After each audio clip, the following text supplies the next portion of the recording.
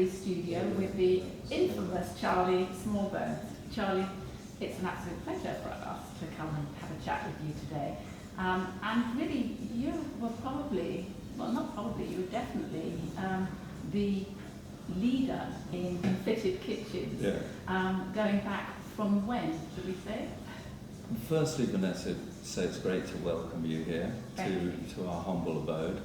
And yes, where we started, or where I started, was, as I said, back in the late 70s. Flare trousers. Yeah, flare trousers, definitely flare trousers. Patched flare trousers, probably even with velvet patches and things. But yeah, I started buying and selling antiques right out of university in '76, and we then started Smallbone & Co. probably within 12 months of me realising that we could actually make a go of this and do something that we enjoyed doing, but also made us enough money to make a living. And did that for a couple of years, and then the kitchens kind of grew out of it because we were doing more and more renovation works. And that was when we met Mark, and Mark Wilkinson came on board with us. There was Graham Clark, who was with me pretty much from the beginning up. Because you were the famous three in kitchens, and when kitchens were just units, I remember, and you would see an advert saying 3-bedroom house, Smallbone kitchen, and it was an asset added. You know, it was a real. That became true in the 80s. I think that in the 70s we did our very first kitchen in Fillmore Gardens in '78. And that was for Chris Wright, who owned Chrysalis Records. And that was so rock and roll. So that was good. And we realised we were really onto something by that stage, and that we kind of toned down the antiques and stopped selling the antiques and put all our energy into building kitchens.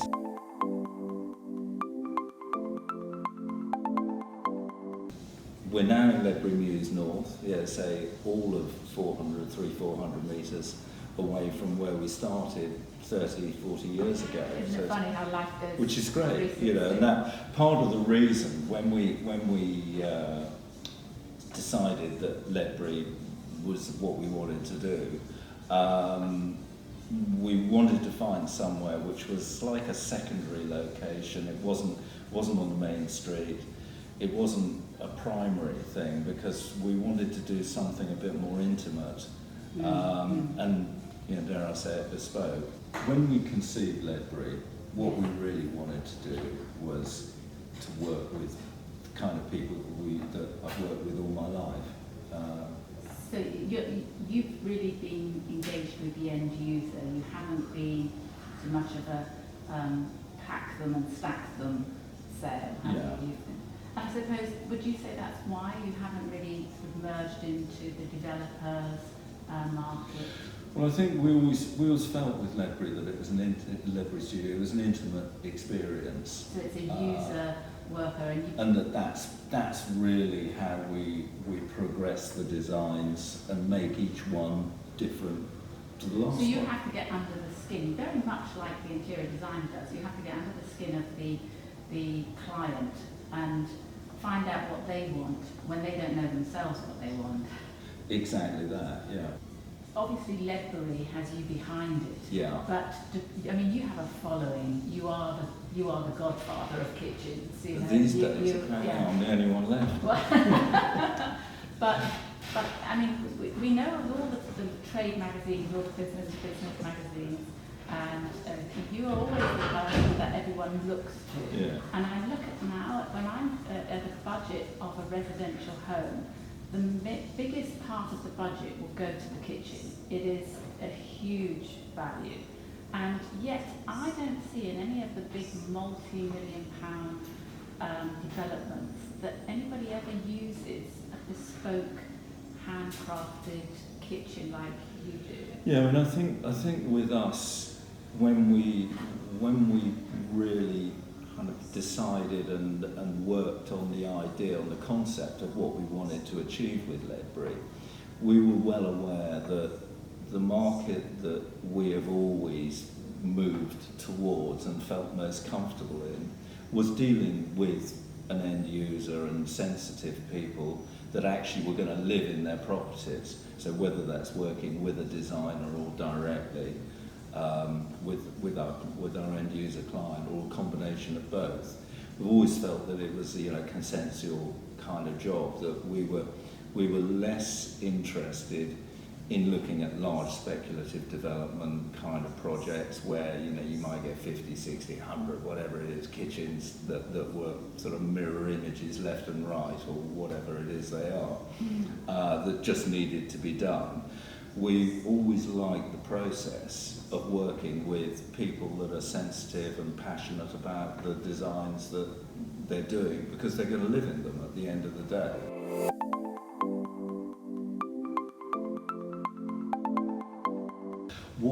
What we try and do at Ledbury Studio is that we have a template that we work to, in that we have our workshop where we construct everything, build everything, put everything together.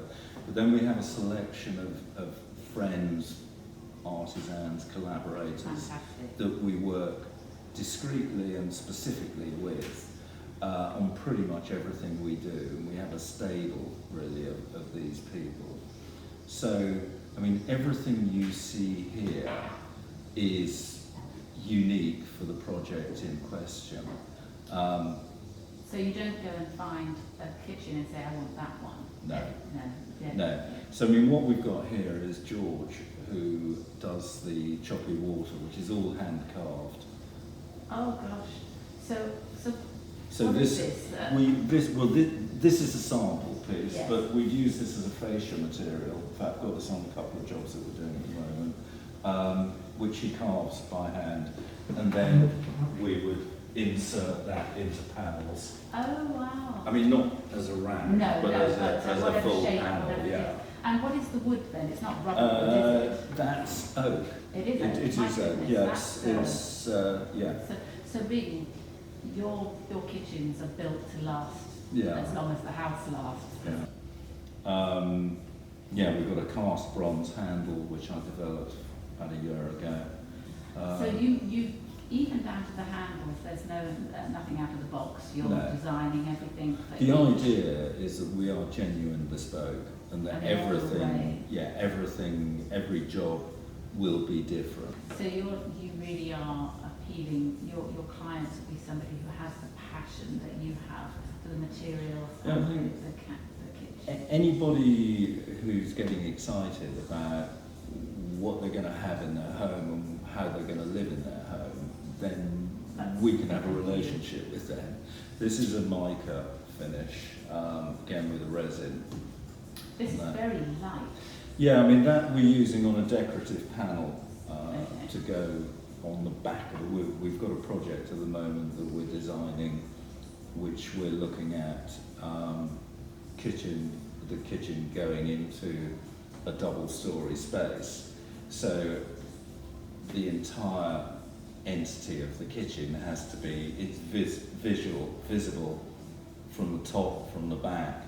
So it's not just cabinets on a wall, it's actually, there's a stairs coming down immediately, in the immediate vicinity of the kitchen itself. So we've got to look at how it looks from above and how it looks from the back, as well as how it looks. No, not in this instance. No, weight isn't an issue in this, but it could be. Yes, yes. I know from working on boats and yachts, weight's always an issue, so that's when we would. But no, this is in a 12-storey at a place apartment. Okay, and here you have the. This is a bit of Amara ebony, which will go on the face material, on the front face, leading face with the kitchen with these handles and some bronzing, and then the rest of bits are all around. And you have here some. That's just some antique mirror. Yeah, so we've got some antique mirror, some straight grain coarse sawn oak, which is going on on a slatted screen, which is part of. Actually, then we'll have some of the some of the white onyx behind the screen, which will be backlit, so that will go through the screen.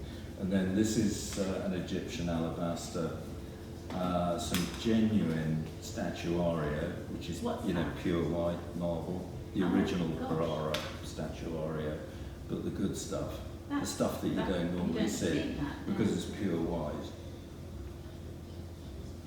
And that's a Belgian black, it's a very small piece of Belgian black stone. And this is going to be the base, which is chemically blackened steel. That's lovely, because that has a sort of opacity. Yeah. And I mean, the idea is that we work with all these materials. We're not just about building wooden kitchens, which is where we started back in the day.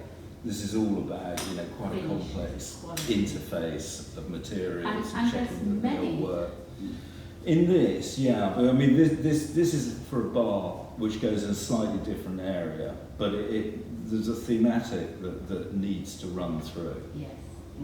Well, I like the palette, I like the texture, and it's actually quite timeless what you've done. You've absolutely taken each material. I'm not forgetting the stainless steel as well, which is we've got a full stainless steel cabinet that goes in this kitchen, which is designed in a sort of retro 60s sort of fashion, sort of diner kind of fashion to go with it. And what's the sort of time for a customer to expect from their first appointment to the last time they see you? Yeah, I mean, on this one, I mean, it can be anything really, but I mean, this job here, which is another one, the client that we're working with first came to us in 2018, before we started the studio here actually, and I've been working with Catherine, who's the client on this project, since then, and it's probably going to be installed